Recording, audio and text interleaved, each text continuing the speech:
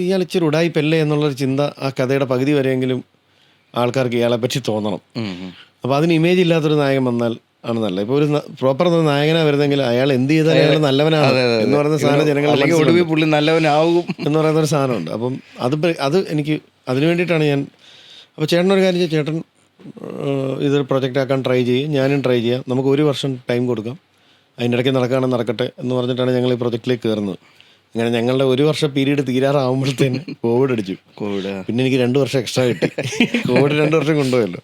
അത് കഴിഞ്ഞപ്പോഴത്തേന് സിനിമയുടെ സ്വഭാവം മാറുകയും കൂടുതൽ പ്ലാറ്റ്ഫോമുകൾ, OTT പ്ലാറ്റ്ഫോംസ് പോലത്തെ പുതിയ പുതിയ ശാഖകൾ ഉണ്ടായി വരികയും സിനിമ യാഥാർത്ഥ്യമാവുകയും ചെയ്തു. അപ്പോൾ അതിൻ്റെ പ്രൊഡക്ഷനിലേക്ക് ഇറങ്ങാനുണ്ടായ ആക്ച്വലി പ്രൊഡക്ഷൻ എന്ന് പറഞ്ഞാൽ ഇത് ഈ പ്രൊജക്റ്റ് കോർഡിനേറ്റ് ചെയ്തു എന്നുള്ള ആ ബലത്തിൽ ഞാനും കൂടെ ആ പ്രൊജക്റ്റിൻ്റെ പ്രൊഡക്ഷനിൽ ഭാഗമായി എൻ്റെ പേരും കൂടെ വന്നു എന്നുള്ളതേ ഉള്ളൂ ആക്ച്വലി.